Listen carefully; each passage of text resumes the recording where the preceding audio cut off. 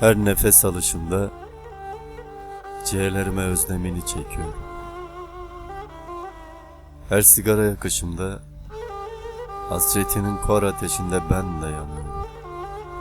Anla artık, anla artık sensiz geçen her bir anda, gözlerindeki ışıktan yoksun her karanlıkta, yüreğim sızlıyor içten içe ve canım çok acıyor. Çok acıyor. Çok acıyor.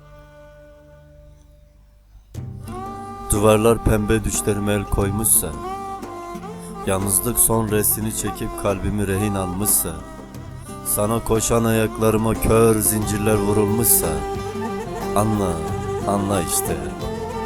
Canım, canım çok acıyor. Canım çok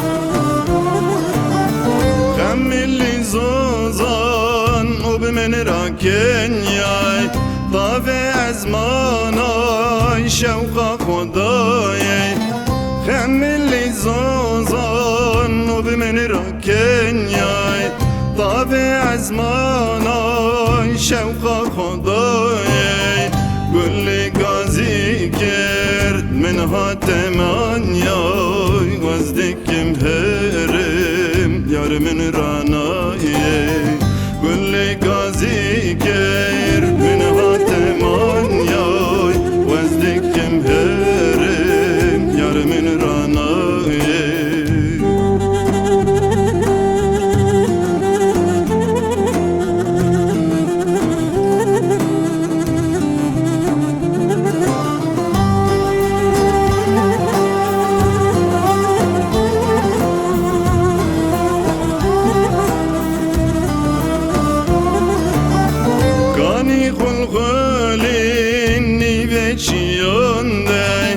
Dünya bu Zeynep tekte şahiye Kani gulgulin niveçiyonde Dünya bu Zeynep tekte şahiye Dikim kuherem tabiata seyran Ez dikim herem yar min ranaye Dikim kuherem tabiata seyran Vezdikim herem yar min ranaye Bastığım her kaldırımda senden bir şeyler ararken, şehrin tam ortasında dizlerim artık yorgun düşüyorsa, sensizliğin içinde ruhum yavaş yavaş kayboluyorsa, anla işte, yüreğim sızlıyor içten içe ve canım çok çok.